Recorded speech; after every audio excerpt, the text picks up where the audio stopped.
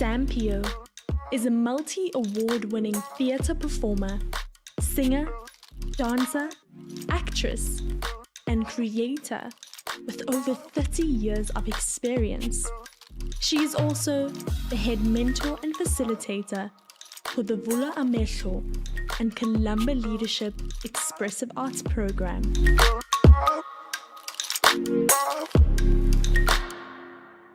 Hello and welcome to our Thoughtful Thursday online stage.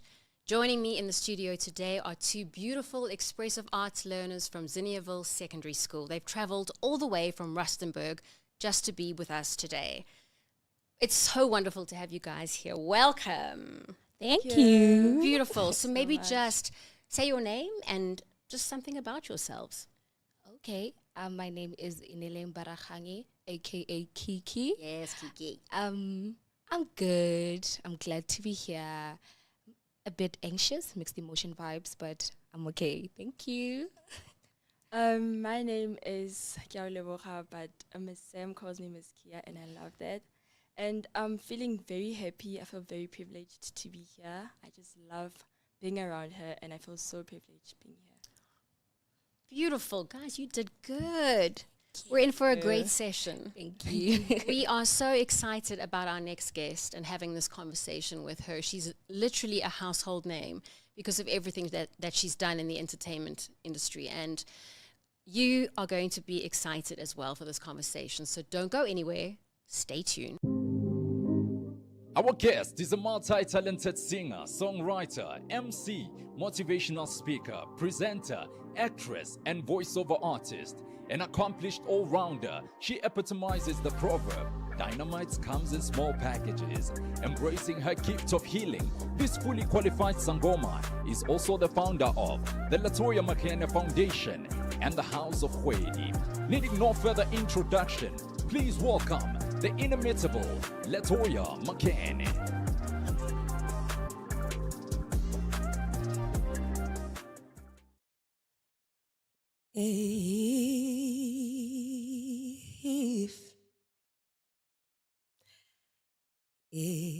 If I should stay, I will only be in your way.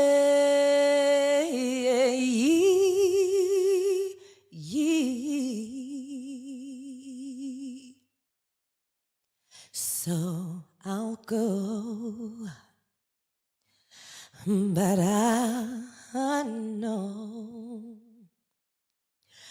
I'll think of you every step of the way.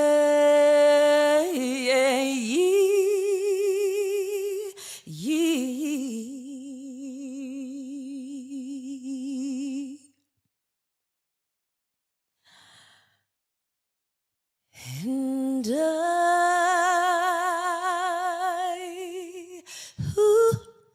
I will always love you. I will always love you,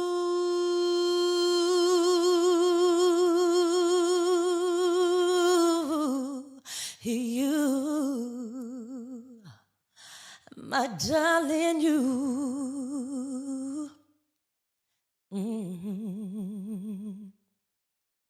Bittersweet memories, that is all I'm taking with me. And so goodbye, but please don't cry. We both know I'm not what you need. And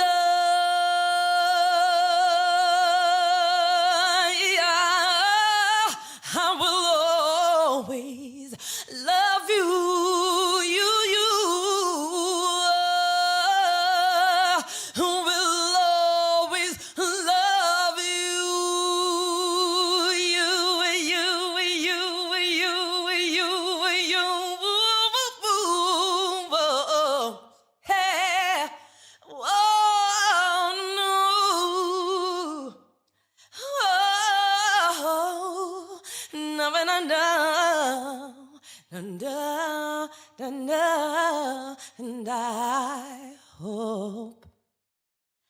life treats you kind. And I hope you have all you dreamed of. And I wish you joy and happiness.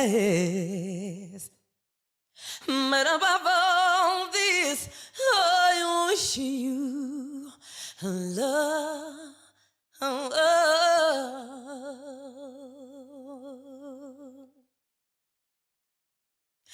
And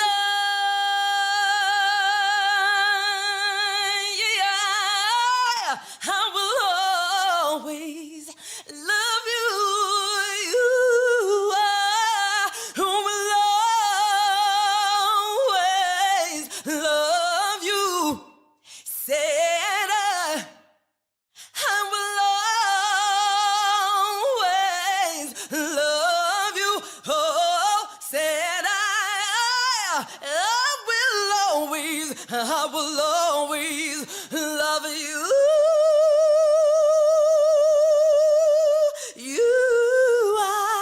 I will always love you.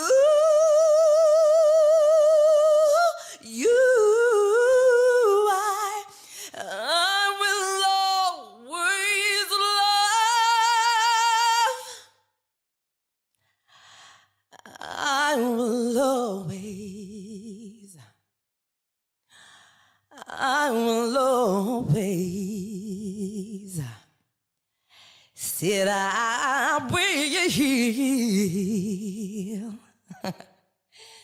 Said I will love you.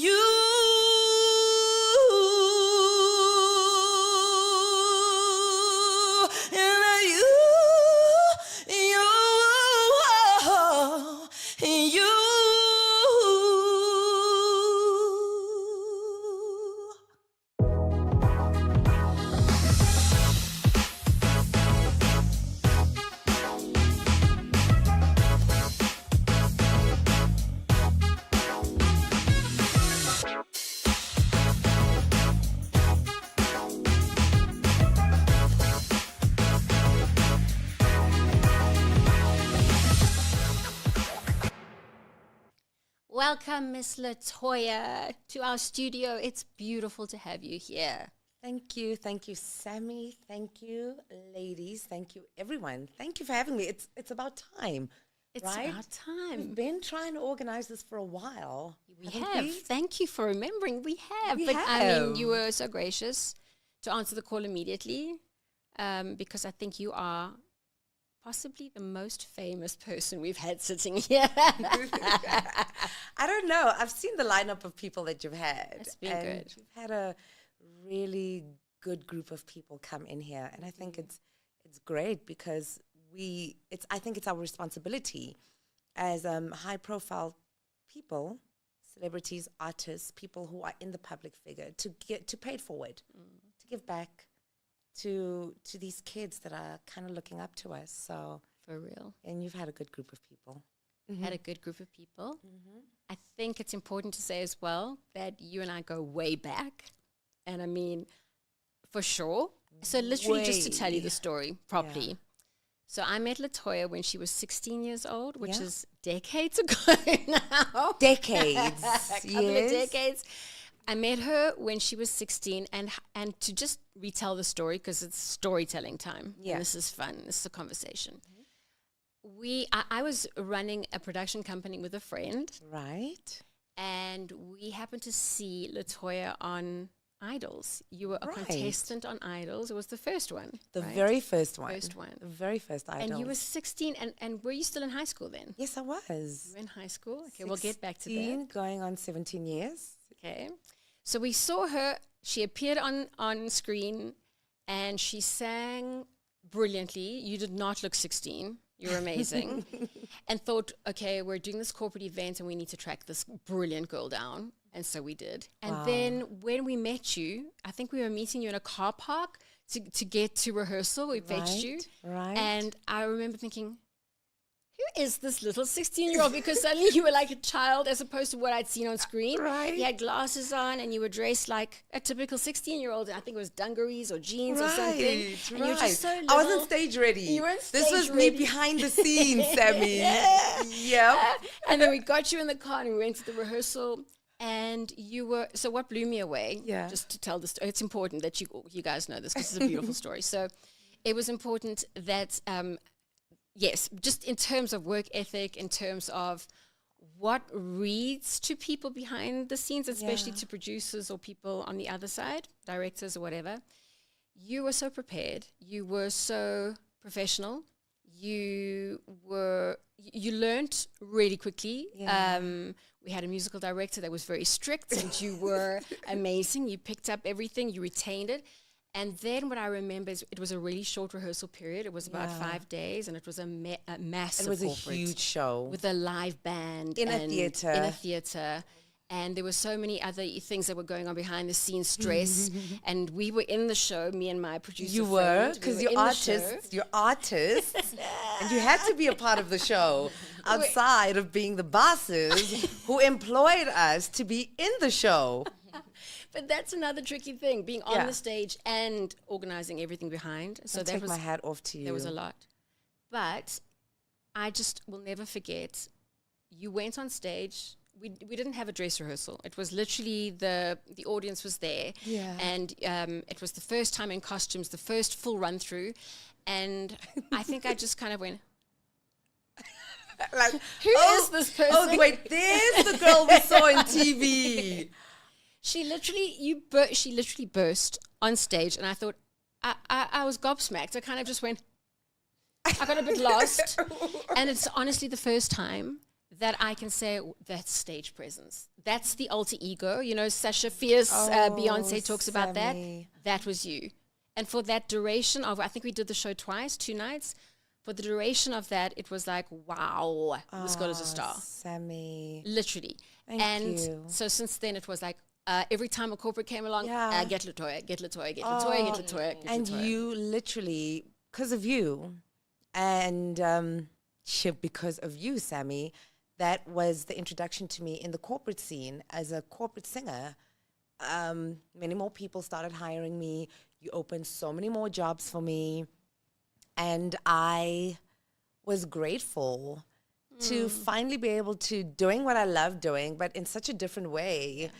I was appreciative of it. And mind you, I was so nervous that first day. I can't believe you're actually saying, my gosh, I was so prepared. And I guess that was the schoolgirl in me, that was the head of the RCL in me, that was the head of the drama department, music department in me.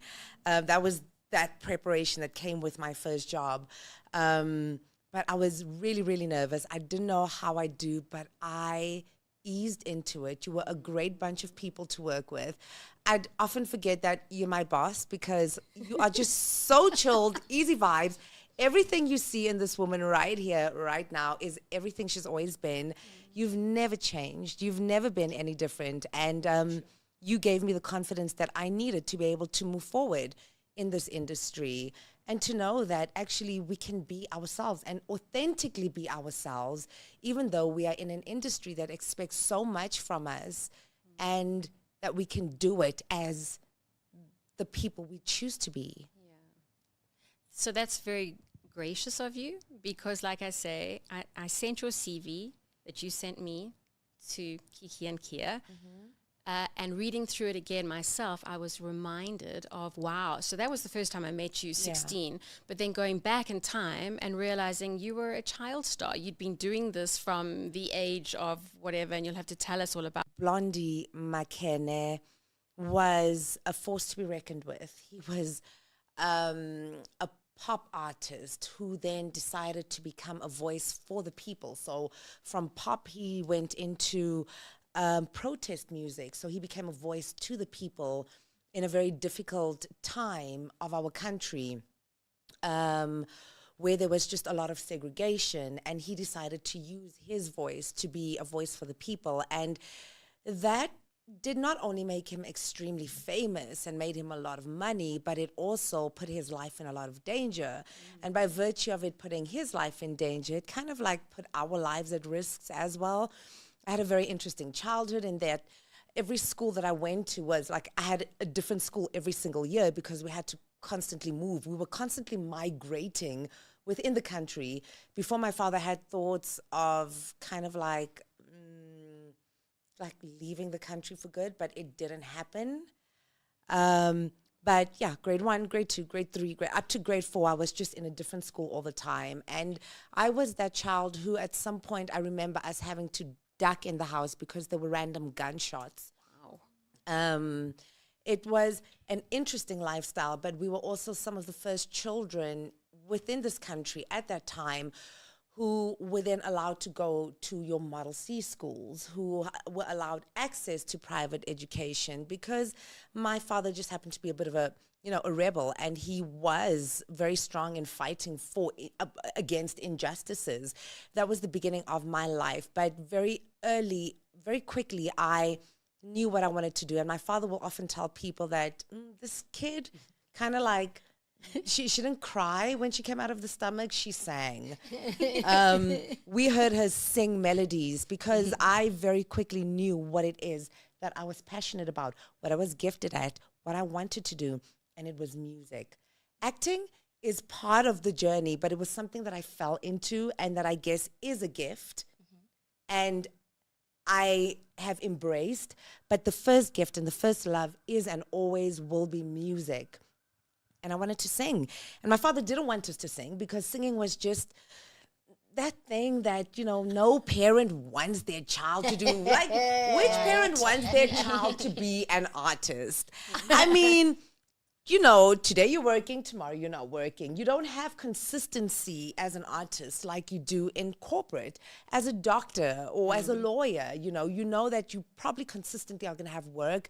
You will have more financial freedom because you are in a job that is going to be able to keep you going in an economy that is not always so okay. And so when you are in a line of work that we are in, artists, singers, we're great at what we do, and we're passionate, and we're gifted, and creativity for me is the closest thing to God and to being aligned to spirit. But we're not always promised tomorrow. You're very lucky if you are someone like me who's able to gravitate so much where when the music is a little quiet, there's the big possibility of acting happening. When the acting goes quiet, there's voiceovers, there's sessions. I've been very lucky in that I've been able to dabble into so many different parts of this industry. So I'm not necessarily without work. It's very rare that I am, and if I am, it's very short periods. And then, but it's not always, tomorrow's never promised to an artist, but we are passionate about what we do. And my life, before I kind of knocked on the industry's doors, was my father. And I just said to him, but I want to sing. And my father was saying to me, no. And I said, but I want to do it. And eventually he saw something in me that reminded him of himself, because he was that young boy who wanted to sing and his parents didn't want him to. But music runs in our family. It's in our blood. And he ended up actually running away, but he ran away and he was just like a few houses up the road. But to him, he ran away. He was a little child and he ran away because they didn't want him to sing. And he remembered that part of his life, and that somehow he saw himself in me, and he made a decision as a parent to not stop me from doing something that is a gift, but to support me and to have my back and to guide me in it. Oh boy, was I never ready for him guiding me through it, because my father is also a Virgo like I am, and therefore he's a perfectionist. Like so in him guiding me, it became like a drill sergeant world. Okay, yeah, well, honey, you want to sleep? Oh, no, baby, we're about to go on stage. That makes me think of the Jackson 5. Kind of, borderlining, but not as extreme. But he'd say to me, honey, I didn't say you should sing. You said you want to sing. You're tired. I'm sorry that the promoters have been pushing back the time that we were supposed to be on stage, but you can't sleep. Your voice is going to go to sleep. stay up, warm up. We need to get on stage. Okay, that's fascinating to me though, Yeah. because the first jobs that you did was singing or was it presenting? How did you Always get into singing, and then so you're right. There was also presenting that very, very quickly, just like fell onto my lap. How? I was at a little school, a school called Saxonwold Primary, and I happened to be in school with one of the biggest agents, children, Gaynor. And we were having cultural day at our school, and obviously I chose to sing, and I was my little self on stage singing, and this woman, who we didn't know, from a bar of soap, went to my parents and said, this is my card, I need you to bring this child. And my first little photo of my first Headshot. my first headshot was me at Saxonwold Primary at the age of 9. And if you go to Gaynor today, So you'll Gaynor still is an agent, a see- casting director. yeah, Casting director. you'll still see that picture there. That's hilarious. And it's the cutest little thing ever. So that was the beginning of me and my journey in the industry. And at first I was just getting called for little auditions to little adverts, you know, and it was cute. My very first advert was Manhattan Suites. Yes. And then Edgar's and, you know, it was just a whole bunch of adverts. And then one day I got a casting as a presenter. And was I 9 and a half? I was 9.5, and I got called for KTV auditions. You guys remember KTV? Do you even know what KTV was? No. So it's on Mnet. It was Mnet. Mnet. And it was like a children's channel, Yeah. right? KTV was a children's channel, and they had all kids presenters and Yeah. kids programming and etc. etc. So she auditioned for that and was a presenter. Oh, Thank you. Thank you. And so that was my very first audition for presenting, and I got the job. And then at the age of 10, there was another kids program on a different channel called The Rainbow Starship. And this was an SABC show. Yeah. And it was the Rainbow Starship. But then the Rainbow Starship was a very short-lived children's show on SABC, because the Rainbow Starship became Yo TV. So I was actually your very, very first Yo TV presenter. Got you. From there, Yo TV then selected me to go to France, to Paris. What? At Your path has been very blessed. it has been, I have to Sammy. say. It's It been very really blessed. has been. I'm so grateful for just how balanced and blessed it's been. You know, that's why as you become an adult and you go, okay, wait a minute, but I know myself, and am I right now on the right path? You know, and you've got to sit and ask yourself questions like this at times in your life, because you know just how your angels work, how spirit works, how your God works. And sometimes when you kind of in a state where you're feeling a little stuck, you've got to start asking questions. Am I still on the right path? Am I still on the right track? So at 11, I go to Paris, France. I go to France for the Disney UNESCO Children's Summit, because they need an anchor presenter, because South Africa is one of the countries. Oh, no. Every school in every country got to put a picture of some sort together to enter themselves into this competition. So the winning school needed a presenter to accompany them, and that happened to be me. And then in between all of that, I also would start getting a bit frustrated and feeling overwhelmed by my life, because it's TV and it's everything I wanted to do, right? I've asked for it. My But parents it's a have childhood. not. Your childhood. They haven't forced me to do anything, but sometimes I just get to a stage where I'm like, I just want to be a kid. I just want to play. And then my parents respect that. And then they call the agent, and then, and they call Gaynor, and they say, listen here, this one seems to be like, feeling like she needs a bit of a break. Okay, Blondie. So do you think she can just at least finish the contract just for the next 3 months or so? Yeah, no, it's fine. Toya, can you at least, yeah, it's fine, I'll do it. And I would do it. on my contract. And then I would think that I'm taking about a year off from television, and then 1 month would go by, 2 months, 3 months, I'm getting an itch. I'm already starting to get a little annoyed and frustrated and anxious because I want to get back to work. Yeah. How funny is that? And then my parents would then call Gaynor and say, oh, okay, she seems to be ready again. And then they would say, great stuff. Actually, here's the next audition that I wanted to send. Here's the brief. And I would just continue getting work like that. And that has been my life.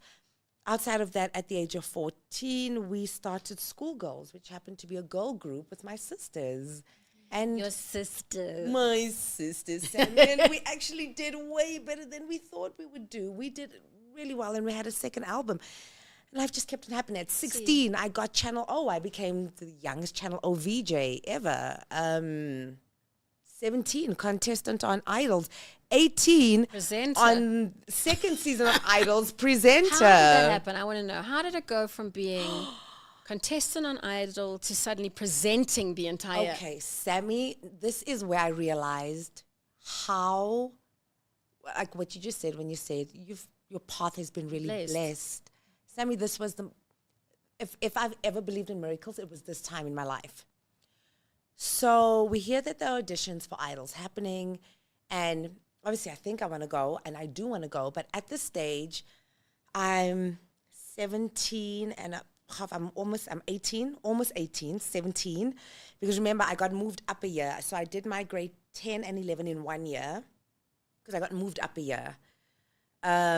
So we have to go back to that at some point in time. I'm just going to remember, because I remember Chris Jafter spoke about the same thing, because you were at the National School of the Arts, and I don't know any other school that allows you to do 2 grades in one and go. But anyway, so we'll come back to that. Yeah. Okay, so you were at school, So I was at school, and I was really, really swamped. Now I've just been moved up a year, so I've now done my grade 10 and 11 together in 1 year. Can you imagine that? Not only that, in all of that, I now become the head of the RCL, the music department's RCL. So I've got that responsibility on me. And now we're shooting straight into exams. I've just walked away with best pianist, best vocalist. This is someone who started studying music for the first time in her life. So I had been putting a lot of pressure on myself, but I was doing good at school, and exams were getting really hectic. And now, at the time that they were calling for the auditions, I kept on saying, yes, I'm available, but I would need to then prioritize schoolwork, because I could not let down my team at school, because, you know, it was like either let the team down or be selfish and go to your auditions. So I prioritized the team, because we're all depending on each other, and it's exam time. And first audition, and then they rescheduled an audition for me, and same thing happened, second audition. And third audition, they rescheduled for me, and pretty much the same thing happened. It doesn't matter how much I was trying to get to the audition, I just wasn't able to. And then I made peace with the fact that this is a job that was just not going to happen for me. And out of nowhere, about a month later, Sammy, I get a call. And they say, hi, can we talk to Letoya, please? I say, no, speaking. They say, oh, hi, my darling. How are you? We just want to say congratulations. You've been chosen as our new Idols presenter. So I go, hi, I'm sorry, but I think you've got the wrong person, because I was supposed to come to the audition, but I really, really wasn't able to. Insane. And she says, oh, yes. Oh, no, we know. We realized that you just couldn't make it for the auditions. And so we went and we pulled out your Channel O tapes from the vault at Mnet. Because remember, Channel O at the time was being shot at the Mnet studios. We went and we pulled out your Channel O tapes at the vault at Mnet, and we showed it to our director. And he took one look at you and he said, yeah. All of this is spinning, and I'm going to ask you guys, because you're at school now and you know, like, everything that is overwhelming as well, and extra curricular activities, trying to hold it together, and exams, and then wanting to be in the arts expressive arts thing, and then we're having rehearsals, and now you're going to be going into rehearsals for the production as well. How does that make you feel when you listen to everything that you're like, I want it, I want that? Like, how does it make you feel? It's amazing. Like, you're so amazing. I don't want to lie. Your life, your capital letter is P. P for pressure. Like, I don't want to lie. I'm hearing that. Normally, I break down 3 or 2 times in a week because of pressure. But then I get to realize that there is no time to cry. There is no time to cry. You pick yourself up. There is no time to cry. And then that actually got me going. Like, it got me going. And if you really, really put yourself into something that you want to do, you will achieve it no matter what. So clearly. hard work pays off, you know. Pressure also teaches you a lot of things. It teaches you to be humbled, when to attack things, when to keep quiet. Sometimes you need to choose peace. Some things they don't require your energy. So you need to know when to apply your energy and how to apply it. So school is a very, very, very huge thing in my life. My academics sometimes make me cry, guys. Oh, man. But then I get to tell myself that, again, there's no time to cry. So I pick myself up and I'm going to do what you did. Always push. Okay, which subjects make you generally want to cry? Life science. Really? And Life what science. extramural activities are you doing outside of the academic subjects? Okay, my school kind of wants to divide me, I guess, because I'm playing netball, soccer, and they want me playing hockey. They want me to play hockey, and I'm like, guys, like, I'm small. I can't do that all at once. But look at what you just said about me. The pressure in this, yeah. So I want to try it out. I want to learn how to multitask because I don't know what the future holds for me. I don't know where my blessings lie. And there's no thing as luck. You're not lucky, you are blessed. So I really, really don't know where my blessings lie. So I want to try everything. I don't want to regret, I guess. Yeah. Yeah, I want to go for it. Sure. It's profound, baby. Good. That For your is. age. It is. It is so profound. And at your age, you have the energy to really be able to try and divide your time and do it all. Remember, the older we get, you know, age does play a factor in our lives. True. We get a little more tired. Some of us, the life pressures play a role. They affect us. The older you get, the more experiences you have in terms of how life is going to affect you, whether it's positively or negatively. So if you have opportunities presenting themselves to you in your life right now, I think grab it with everything that you can. And from there, you can rather start surfing, you know, just like surfing your life and saying, okay, I tried this. Maybe it's not for me. But don't walk away from something never having tried it, you know? Yes, ma'am. Miss Kia, go for it. I don't want to lie. After listening to whatever you said about being young and working so hard, I personally feel like you're a full definition of hard work pays off. Because I'm definitely sure that Mini You is so proud of you right now. I am. I mean, all the things that you have achieved and where you are right now, I'm 100% sure you didn't think you would be here today. And you actually inspire me so much. I don't want to lie. Because somehow I want to see myself in the industry, but I'm a bit scared. Because I'm wondering how am I going to deal with the pressure. Because I can't even handle school pressure now. So I'm wondering if I get into the industry, maybe at my age, how am I going to handle the school pressure and the industry pressure? It's a bit scary, Yeah. very much scary. Like, I don't want to lie. But I feel like you are a full definition of hard work and you're a huge inspiration for a lot of young ladies and, I don't know, just young artists that are coming up. You're a full definition. I don't want to lie. Thank you. Kia? You know, Kia, maybe I am too hard on myself. I'm sitting here and I'm listening to you guys just say, whoa. And I guess sometimes we go through life and then we forget. And it's interviews like this one that Are important to are remind you. so important, Sammy, to remind you, because it's like, oh my god, oh, whoa, I actually did do that. I am this person. I do have this capacity. I pulled this off at such a young age. And at every point in our lives, I think it's important. Like for me, this is one of those blessed moments in my life as an adult. To you, it might just be me use. It might be an honor for you to be sitting in my presence because you're sitting in my presence, but you don't know what this interview is doing for me. So it's a circle right now of a point in my life where I literally, at this point right now, needed to be reminded of, honey, do you know who you are? Thank you. Wait. Do you know what you pulled off as a little baby, knee-high to a mouse? And you said to me, I probably, at my young age, would not have thought or believed that I would be here. Can I tell you something? Can I tell you how big I dream? I know you did. Oh, honey. I knew you Oh, were. You were like, but.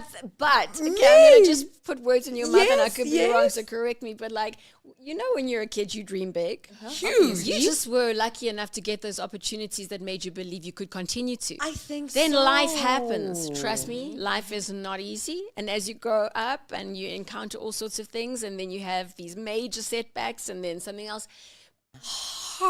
Okay, so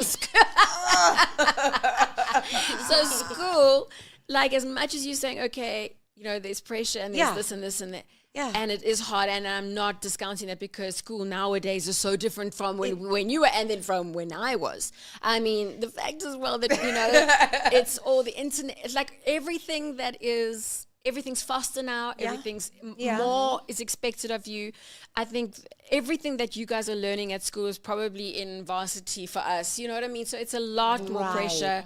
There is, and because of technology, things move so quick. And so you have no time. We did have, if I think that we didn't have something distracting us and consuming us as much as you guys do, we could go and play outside and we could have, I mean, I'm not sure about you so much, but our childhood could be a whole lot more balanced. You know, you had your homework time and then you could go out and play with friends and then you could, you know, there were things that were not distracting you and pulling you into this terrible endless cycle of comparing yourself as well, and I'm falling back and I'm not keeping up, and I'm these other pressures that I know are overwhelming to you guys. You're comparing yourself constantly. We didn't have that, you know, and so it's easier when you don't have that to stay on your path, Right. because you don't compare yourself and think I need to be where that person is. You were just following your path, Right. and so that's an important. That's what I'm hearing is the important lesson of like, wow. Is this really for me? Does it speak to me? And that's where I'm going. Not because that person is doing that thing. You know, I hear that's you. a valid. I hear you, insight. Sammy. I hear you. Yo. I did dream big. I dreamt so big. Basically, I was constantly on international stages in my dreams. Yes. Number one, hit selling records. And mind you, I still haven't gotten my number one hit record. And I still haven't been on enough international stages. And yes, I might have shot a film 2 years ago that hit Netflix top 3 in Hollywood. Was that Homewrecker hit that the I top watched? I didn't 3. know that. Okay, have you guys watched that? Netflix. Okay. Homewrecker hit top 3, and that's great. But the dreams just never stop. It never stops. It's always bigger and bigger and bigger. In my head, it's always bigger. I never feel like I've hit my peak. And I don't think anyone should ever feel like they've hit their peak, because the moment we stop dreaming is the saddest moment in life. I think dreams keep us alive. Dreams, aspirations, keeping our eye on the ball, on the unknown. We don't know how we're going to get there. It's something I want. I can taste it. I can smell it. It's tangible. I can see how I want it to happen, but I don't know how it's going to happen. But that is where faith comes in. Blind faith and hard work, but also smart work.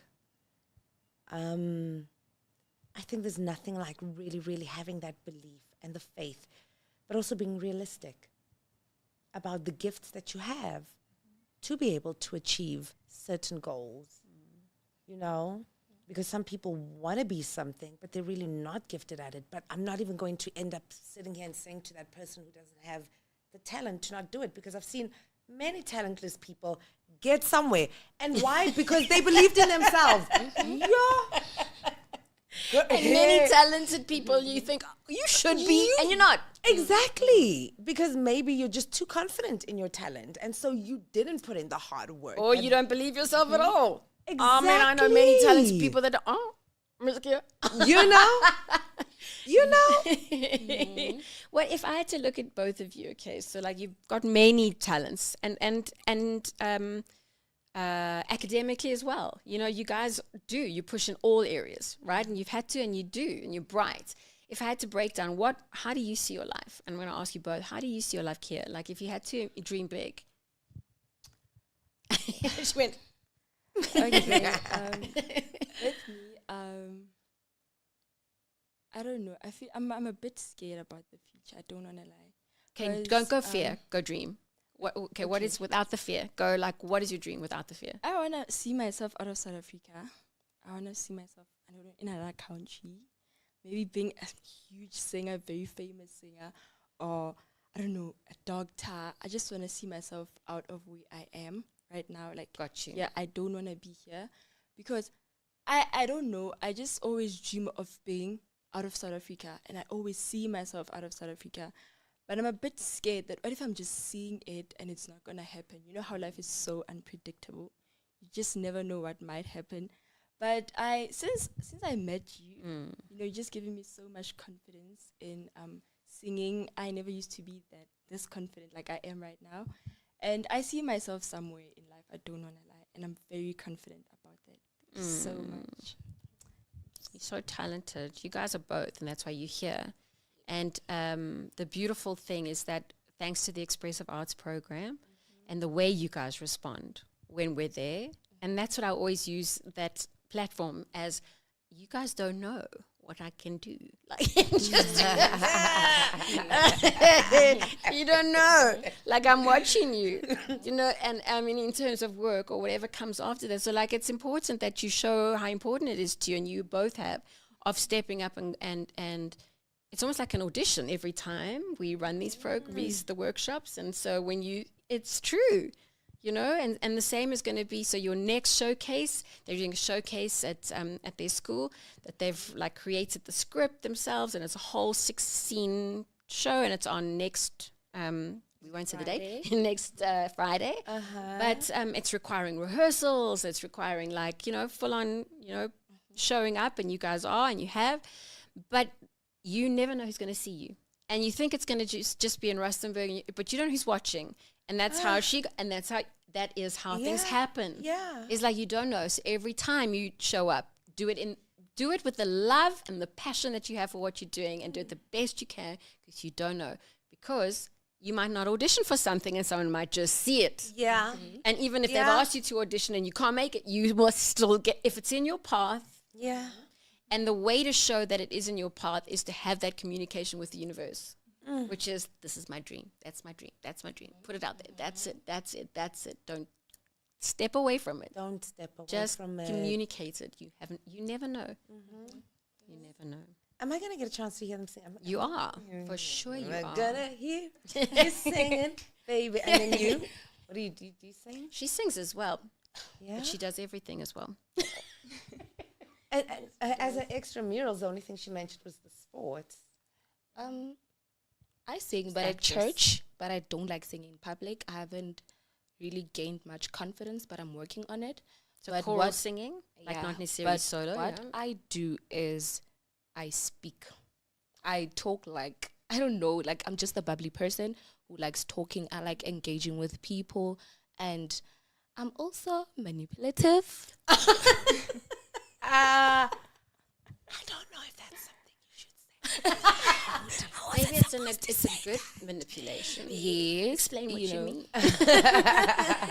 In the sense that I'd actually make someone do what they never even thought of doing. Just go for it. They've been waiting for you. Like, are you still waiting? I'm that type of a Okay. person. You're a motivational speaker, is what you're trying to say. Motivational, yeah. So I believe that my level of speech will open many doors for me, only if I can utilize it in a good manner. Yes. So, yeah, man, I talk a lot. Okay, so someone who speaks a lot, do you think, like, you're one of our future leaders? Like, are you going to be that new breath of fresh air that we need in our government? Honestly, like, I'd do anything to be successful. Like, the fear of being unsuccessful is not on. Like, that fear makes me anxious, actually. Like, I think it does that to the entire Gen Z. Gen Z is so driven. And I noticed that even in my own children. There's something about you guys that's different about the previous generation. You guys have a vision. There's something that you guys want to do. There's something that you guys are good at. And if every single one of them is scared of not being successful, it's like their eyes on the money already. Securing the bag already. It's already there. Yes. And I like the fact that everyone, including the girls, are that driven. And that it's not just like, I'm going to marry me a rich man. No. I love the fact that everyone, girls and guys, are saying, I've got to do something. I've got to make a plan. I found something that I'm good at and that I love doing, and that you guys are already investing in it at such a young age. There's something that makes me very proud of this Gen Z. I get a little worried about you sometimes. Y'all put a lot of pressure on yourselves. I don't think you have enough playtime. I don't think you have enough kid time. And that playtime is important, because once you get to adulthood, like Sam said, it's hard. Adulting ain't fun, guys. And unfortunately for me, I was like that young kid in Gen Z, because I was adulting from such a very, very, very young age. And now at some point in my adulthood, I kind of went, oh, snap, I missed out on being a kid. I don't have regrets. It would have been nice to have a little more kid time. But missing out on being a kid has kind of fast-tracked my career. It's a choice, I guess. It is a choice. And it is a choice Everything's I made. a sacrifice. Everything's a sacrifice. Everything, Sammy. The sky is the limit. Why play? There's no time to play. There's no Gotta time to play. play, because you're going to end up playing as an adult, and you don't want to play when it's time to be grown. But I feel like everything has its own time. Right. Yes. So Yes. if Divine it's time timing, to baby. play, Divine. it's time to play. If it's time to work, let's go. Good, guys. Good. Say a thing. What do you say, Miss Kia? About the whole pressure about this generation, genuinely, it's going on, it's happening, and I somehow feel like it's more of like how much pressure, because I have a sister, right? She's a nurse and she's so successful. She has money and stuff, and it's applying pressure on me, because at some point I want to see myself there. I want to see myself financially stable. I want to make sure that, if I want this, I get it. And it's applying pressure on me, because I feel like I'm missing a stage of being a teenager. I'm more focused on securing the bag and making sure that one day I'm going to be proud of myself and I'm going to say it was all worth it. And instead, I'm actually missing a stage in my life. And I'm going to realize later that I missed a stage. And whereby I would want to do what I could have done in my teenagehood. I would want to do that as a grown-up, and it's not going to be okay. So it's a bit harsh being a teenage girl specifically. Does it come from social media? Does it come from parents? Does it come from, where does the pressure, is it all? Or peer pressure. Yeah, where does it? I think with me, it's more from myself. I expect way better from myself, and I want to see myself there. I just know, and I know that I have the potential to being who I want to be and who I can be.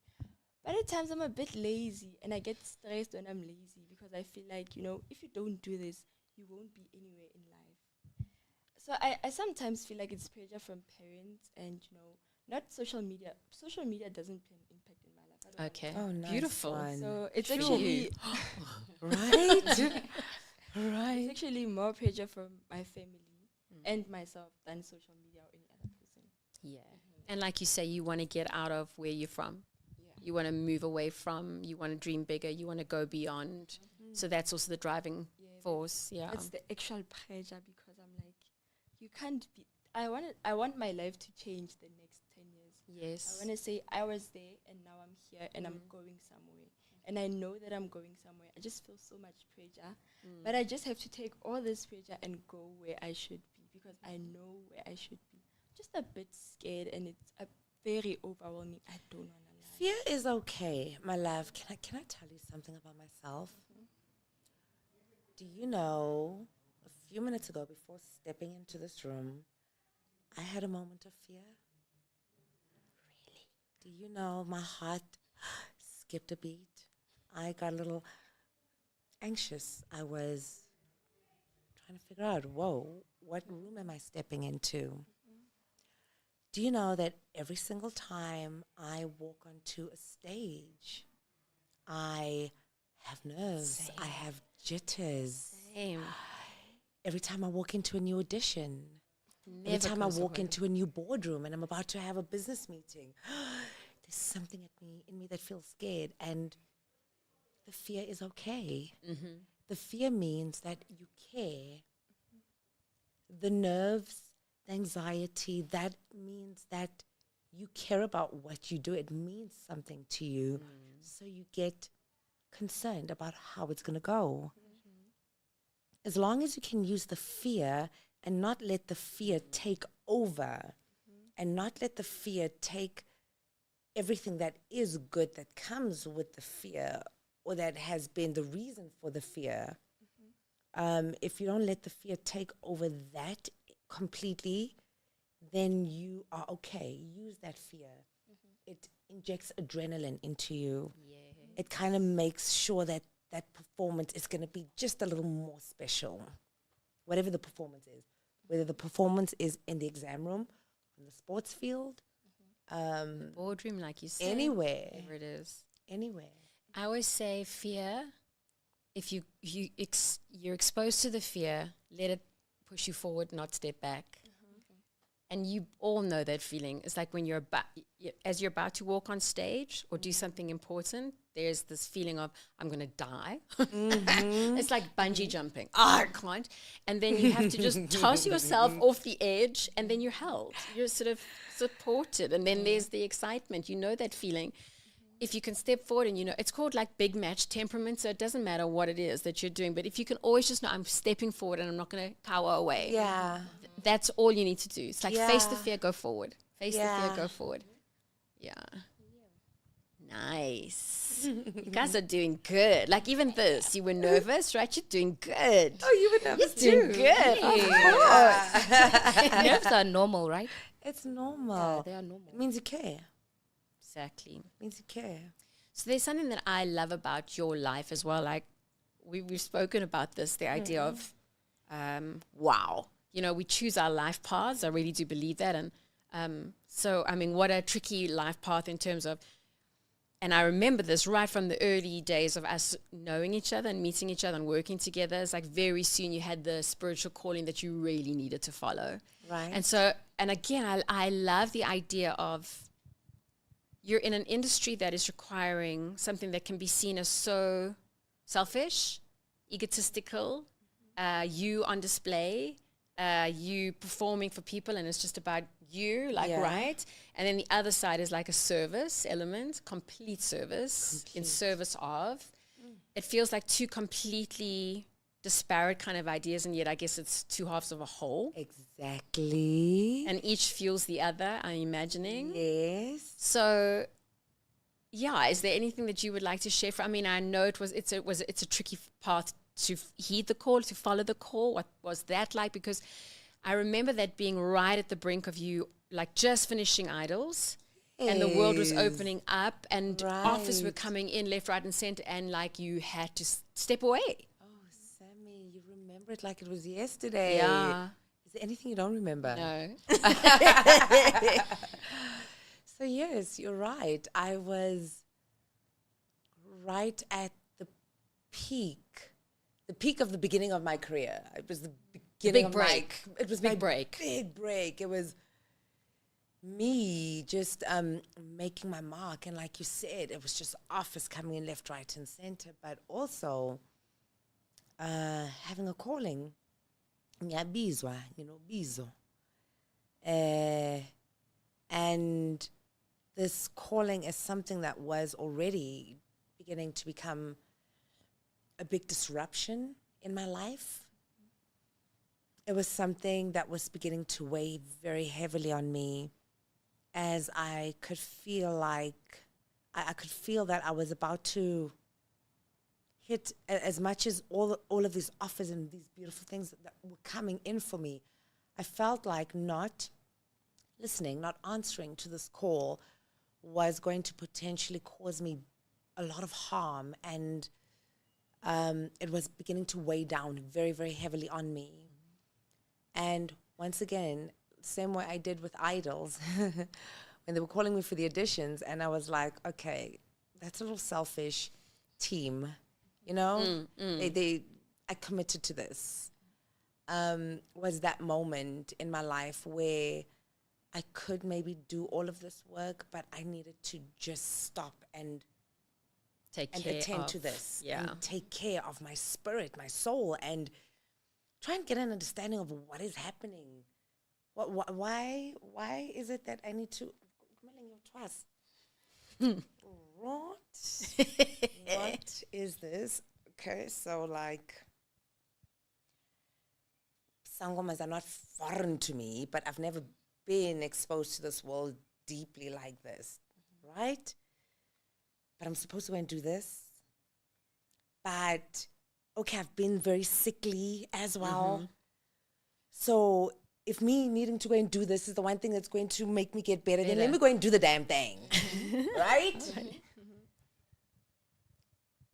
But the reality of doing the damn thing is just so much bigger than anything that I could have ever prepared myself for ever in my life, because this was really me finally. If you think that I was ever brave, if you think that I ever knew hard work in my life, if you think that I ever knew pressure, nothing compared to this journey. This journey was the game changer of the test of my strength. Multitasking and being at school and being on TV and doing exams and singing and being glamorous and doing it all at the same time was nothing in comparison to just this journey. Because by the time I embarked on this spiritual journey, I put everything aside. I stopped everything. I could not even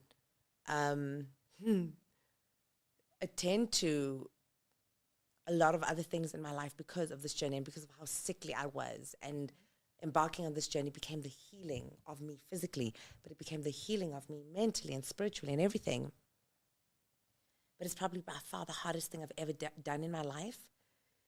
It is by far the one part of my life that wants the most discipline from me. It constantly wants me to not be selfish, because not only is the service that you're talking about, Sammy, about the service of the people that come to me for healing, but it is the service to my ancestors.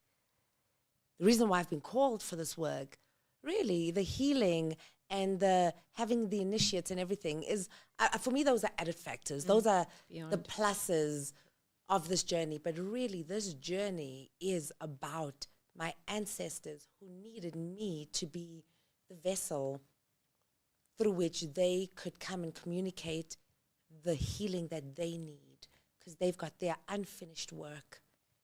And I have been the chosen one to help them finish their work. It's deep. This is the one thing that you never stop learning. Every day I'm continuously learning something new. And I think up until the day I die, whenever God has chosen that I will make my transition into the next life, I will learn something up until that very, very last moment that I take my last breath. And then again until you come back. And until I reincarnate. Because it's what I've been doing anyway, right? We've all been doing. Okay. So that was deep. But I love that. I love that whole, and this is important. Yeah. It's important because that is essentially, if I had to ask you, I mean, we've been speaking about who you've been, Yeah. which has made you who you are. Yeah. And so that you've pretty much answered the question, who am I? Beyond everything else. Yeah. It's like, am I at my core? That's who you are now. That is who I am, Sammy. And it's a blessing to have you here, Miss Toy. Thank you. The biggest blessing, Sammy, in who I am, in embracing my journey, my call, is the strength it has provided me even in navigating adulting, boholo ba ka. The strength that I found from my journey, in my spiritual journey, is a strength that I use in my everyday life, in everything that I do. As I continue in my singing, in my music, in the challenges, in my day-to-day life challenges. And yes, I've had moments where I felt too weak, where even embracing my call probably felt like it wasn't enough to help me deal with what I'm going through right now.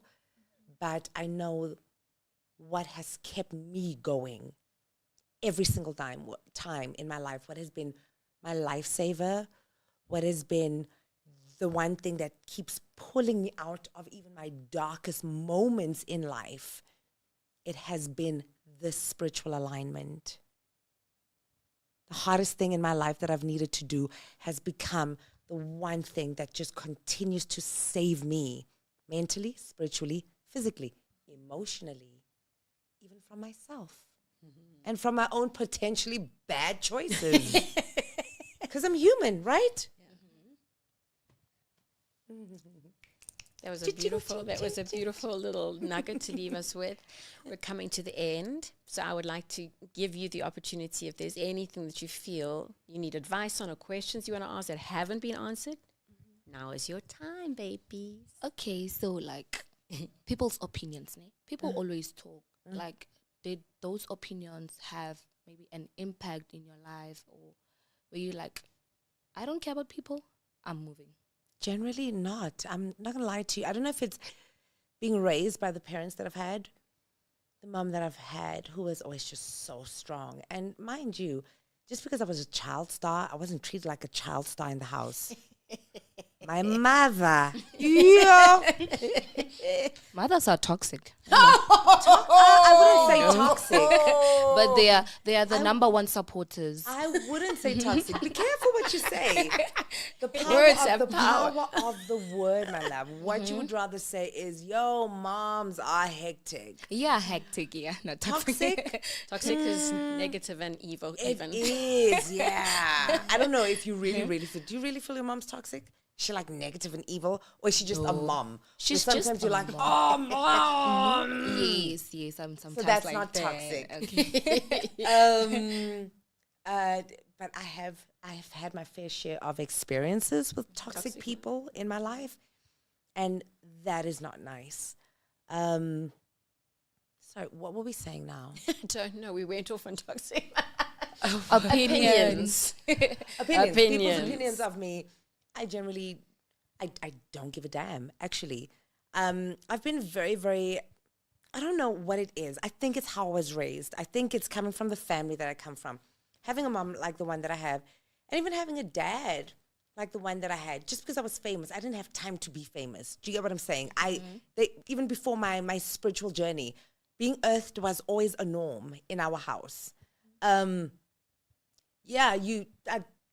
Okay, so I've been at school and I was on set the whole day, and my sister did the cooking for supper today. And then I walk in and I'm like, oh, mommy, look at my nail. And then my mom will go, gaan was die skool goed? Go, yeah, go wash the dishes. The dishes are waiting for you. She doesn't have time for that. My mother earthed us, very strategically so, as well. And then growing up. And I think this is also what has given me longevity in this industry. Not giving, not caring what people are thinking. For me, my work has always been exactly that, my work. For me, my work hasn't been a place for me to show off. Sorry, I keep killing your sound. For me, work has been that. It's been a platform for me to be able to grace the stage and do what I love and do what I'm gifted at. Not a place for me to see what the world is going to say about me or think about me. And because that's how I've always operated, it's never killed me whether you like me or you hate me. I've always put myself in a very protective energy bubble. If I don't want it to come in, it doesn't affect me. If I don't want it to come out, it won't come out. It won't leave the safety of my space. And that for me is very important. And that is what has kept me off drugs and a lot of other things that a lot of people within our industry need to use as an escape. Because now having to deal with not only the pressures of having to work, but having to deal with people looking in on your life and thinking and caring about what they are thinking about you and feeling about you becomes so hectic that you need an escape. You need something that's going to help you deal with the pressures of this energy, the eyes of the world that is on you. That is energy that is coming into your space all the time. Please don't kill me. Sorry. That is energy that is coming into your space all the time, but we need to, and what has protected me is prayer, constant regrouping, constant grounding of myself, ukuphahla, just pulling myself back towards myself, and I guess the people around me that have just always kept it real with me, that has kept me real with Toya and just not giving a damn about people. Guys, living in this world of, hey, but what are people going to say is what has killed a lot of people. I'm talking about people who are not even in my industry, honey. I'm talking about a woman who's just married to a successful somebody. He's a doctor or somebody, and, you know, he's given her a good life. And she is in the most toxic, now this is toxic, honey. Toxic, most abusive space and environment, but she's not leaving. She knows she's got to go. She knows she's dying inside every single day. But the only thing on her mind is, what are people going to say? Exactly. True. When you start living for the world and not living for you and your God and your ancestors and your angels and yourself, that is the biggest mistake that you're ever going to make. Amen. Oh, honey. Oh, Sammy. Miss Kia, go. Yeah. Last question, baby. So, as an artist, Yeah. what piece of advice would you give maybe like young upcoming artists? What piece of advice? Be kind to yourself. Not even just as an artist, as any young person just growing up. Be kind to yourself. Be gentle with yourself. Be loving towards yourself. Say the types of things to yourself that you would like to hear other people say that they're not saying. Wake up and look at yourself in the mirror and say, hello, beautiful. How are you? Gosh, I love you. God, you are so special. I know nobody saw you do that thing that you did yesterday, but that was sweet. You deserve everything of the best. You deserve to give yourself a pat on the back. You deserve a hug. You are beautiful. God loves you. You are special in God's eyes. The universe sees you as absolutely beautiful. That is what every young and upcoming star or just a young child growing should be saying to themselves and feeling and injecting into themselves, because depression comes from wanting to hear the world say things that they're not necessarily going to say, but it's about you feeling it. It's about you feeling it first. And the more you feel it and the more you say it to yourself is the more you're sending it out to the universe. And when you're sending out positivity to the universe has no choice but to respond in the same way. True. And that is where magic begins. And that is where the magic in words begin. People think magic idiklari. People think magic is the mutis and the potions and the this and the that I put together to help and heal the next person. No, the magic is in the power of thought, and it's in the power of words. And what you send out to the universe gives back to you. And when you're waking up and you're going, oh, I suck. My life sucks. Oh, my God. Oh, man. I hate myself. Oh, if that is how you wake up every single day, I'm really, really serious. Reflected back. That is what you send out to the universe. And the universe is like a child. It responds to whatever you send. So even if you're feeling sad and you wake up and you say, oh, my goodness, this is a happy day because you are speaking it into existence. That's what you're sending out to the universe. The universe is going to give it back to you. When you say, I'm lousy, I'm this, I'm that, that is what the universe sends back to you because it's what you sent out. Understand the power that we have as human beings. When we hear that God has made us in his image or her image, that is what we should be seeing. The power in the God that is you and the God that is me. The power in the Word. In the beginning was the Word, and the Word was with God, and the Word was God. When the God made the earth, what did he say? Let there be Light. And there was Light. And how did he manifest? How did he make the earth? With His word. The power of the tongue. Thank you, my baby. We've been to church. We're at church. We're at everyday church. Yeah. And that's why when we've done this as well in our workshops and stuff, is the idea of working on self and whatever's that introspective journey and like whatever mindfulness or meditative practices or imagining practices.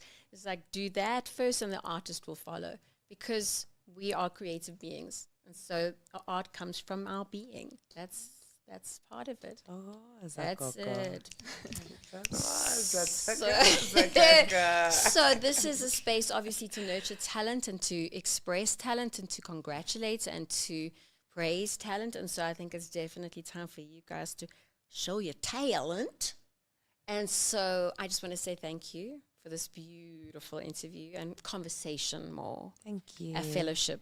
It's been a fellowship. Nah. Thank you for coming to our space. Thank you guys for traveling from Rustenburg.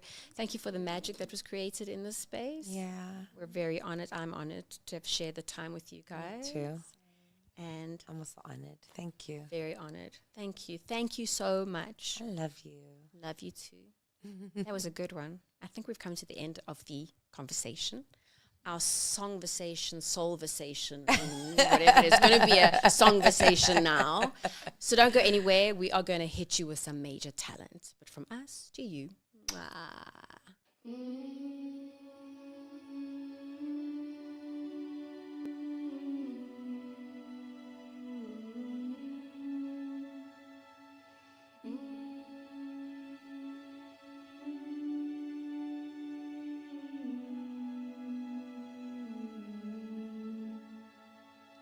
Lift me up,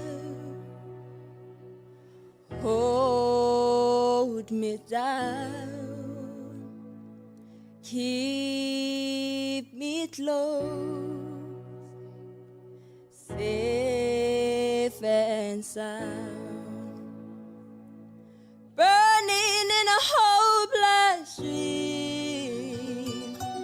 Hold me when you go to sleep. Keep me in the strength of your arms safe and sound. Lift me up, hold me down, keep me safe and sound. Burning in a hopeless dream, hold me when you go to sleep. Keep me safe. We need life. We need love. Let me up in your arms. I need love. I need love. I need love. Hold me. Hold me. Hold me, hold me, hold me, hold me, hold me, hold me, hold me, hold me, hold me.